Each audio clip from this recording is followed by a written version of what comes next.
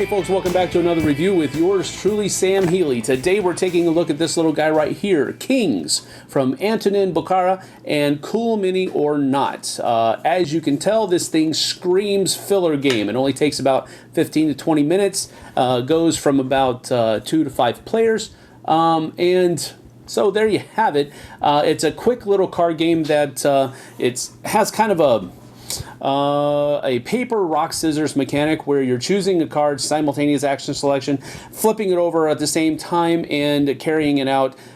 Some things attack other players. Basically, you're trying to get 5 reputation points before anybody else does, or be the last guy standing. And so that's it. Let me get down to the table, and I'll show you how it works.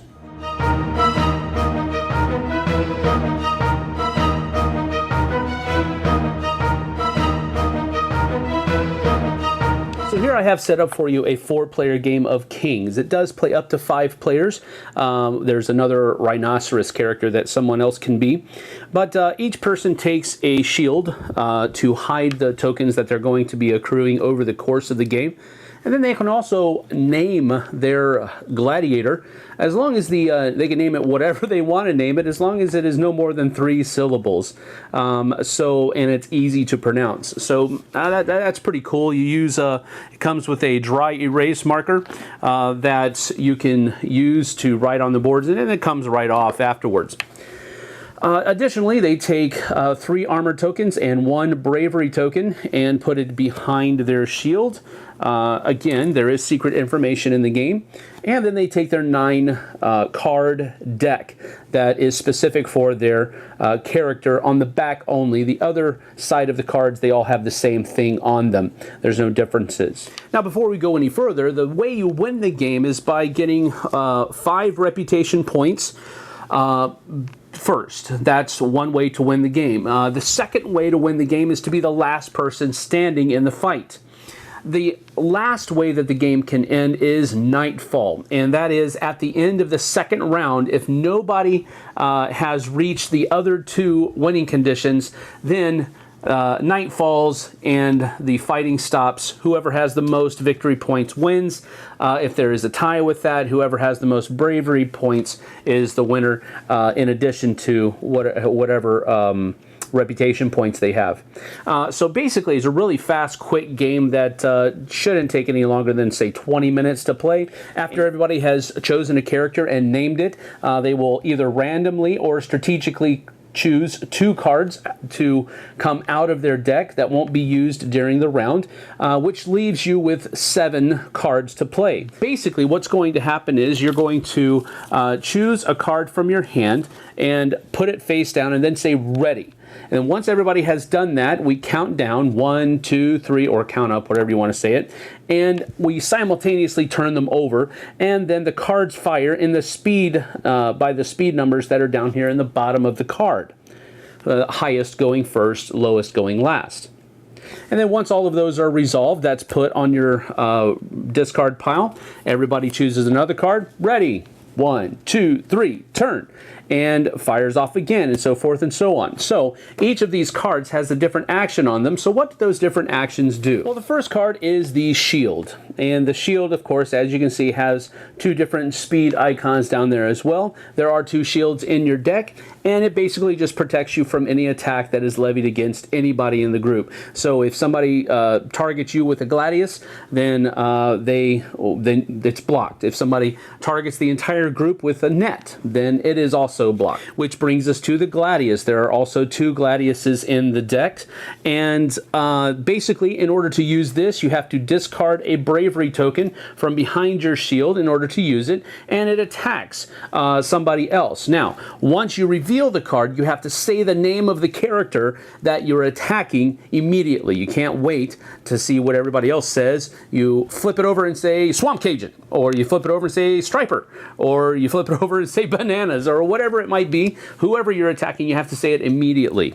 If the person that you targeted did not play a shield card during this round, or during this turn in the round rather, then they have to lose an armor token, and you get a reputation token for for causing a strike to happen there, causing a hit against one of your combatants. The next action card that you could choose is the Bravery card, and this basically just gives you a Bravery token to put behind your shield in order to use it later on for, say, the Gladius, cards later on. Then there is the Net card. Now this is a special card because it attacks everybody in the group, not just a singular person. Now in order to use the Net, you do not have to use a Bravery token because this is considered a cowardly attack. So you don't have to use a Bravery token, but it does attack everybody. Now the thing is with this one is that if successful, you do get a reputation token for successfully causing a hit, but this is the thing, if anybody in the group plays a shield card, and it only has to be just one person, the attack fails completely, and you don't get anything for it. So it's a cowardly attack. It possibly could be an easy one to get a reputation point off of, but it's also easily blocked. The next action card is the Hail the Crowd card, which basically means that you are monologuing in the middle of this huge battle going on in the arena. So in order for this one to work, you have to not be attacked. So this is really kind of difficult to pull off because you don't know who's going to attack you until everybody reveals, and this is the card that you have to reveal at the same time that everybody else does. So as long as nobody attacks you, you get to take a reputation token and put it behind your shield. But if just one person attacks you, or if somebody nets you, nets the entire group, and it's successful, then you don't get anything. And then finally, the Disarm card. Now this one plays a little bit different than all the others because it fires before everybody reveals their card. Basically what happens is that once everybody says that they are ready, you reveal your card and pick a player. For example, I could reveal it and say Bananas, and at that point, Bananas has to give me the card that they've chosen for this round, and then they choose the top card of my discard pile as the card that's going to be theirs for that turn. So it's kind of a interesting way. If you think you know what somebody might be playing, you can take their card and use it for instead of them using it, but that's what Disarm does. Now, as I mentioned before, everybody starts the game with 3 armor tokens, and whenever you're successfully hit, you have to lose an armor token from behind your shield. And if you ever have to lose your last armor token, you have to announce, "I'm out of armor." Now, losing your last armor token does not take you out of the game. It simply pins you.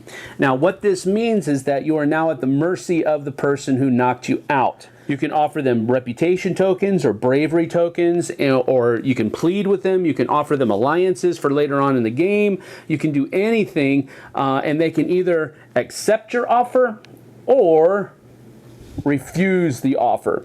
If they accept the offer, then you binding agreements, they take whatever gifts that you offered. But if they refuse it, you are out of the game. You have to leave the arena, and then the battle continues. Now, what I've just explained to you is the basic rules of how to play the game.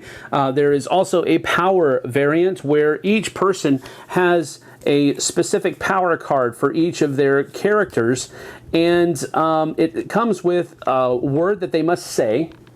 So this one says, "Say freeze." For this turn, all Gladius cards played become shields and vice versa. So shields become Gladius cards become shield cards, and so forth and so on. Now, in order to use this power will be face up in front of you.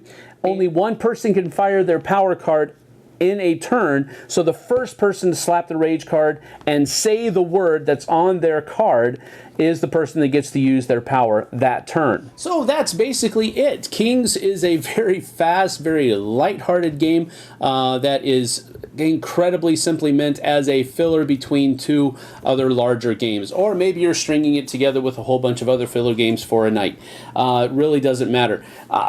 I think it feels like Ultimate Warriors, the card game. Ultimate Warriors is a game put out by Matago, I think, where you're rolling dice and you have all of these cards that do special things, and it really has that same idea, that same feel, but it's just on a very kind of stripped down, very basic formats of that same idea, where you're all kind of monsters battling or duking it out in an arena. But it's very simple, very basic, very foundational in the mechanisms that it employs.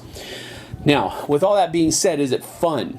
Yeah, I think it is. It is fun, especially if you get it in the right group of people. As with almost any game, if you play it with the wrong type of person or the wrong group of people, then you probably won't have as much fun if you're playing it in a group of people that already know each other a lot. So this is probably not a good icebreaker game, but for those people who have played games a lot with each other, you can really kind of get into a lot of meta gaming ideas here, because I remember you did this or that and this kind of thing, and I know you like to do this in this kind of situation, and so forth and so on, and you can really have a lot of fun with the game that way. Now, with all that being said, I don't think it's going to be the new rage or anything like that as far as people running out to get it. I think that this game does what other games have done, but the artwork is phenomenal on it, so it does have an eye-popping part there. There is the added little,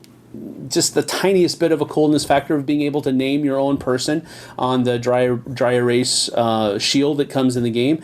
So there's a lot of cool things that make this maybe a little bit more personal than some of those other games that are just simultaneous action selection, flip over a card and do whatever that card does.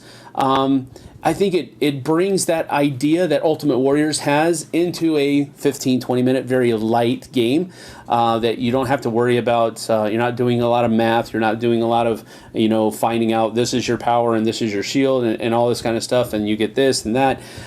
So I think it accomplishes what it was supposed to accomplish in a somewhat elegant way. I hate using the word elegant for a game this goofy, but it does it. It's very simple. It's very straightforward in how it plays out. So again, I like it, but I don't think I love it.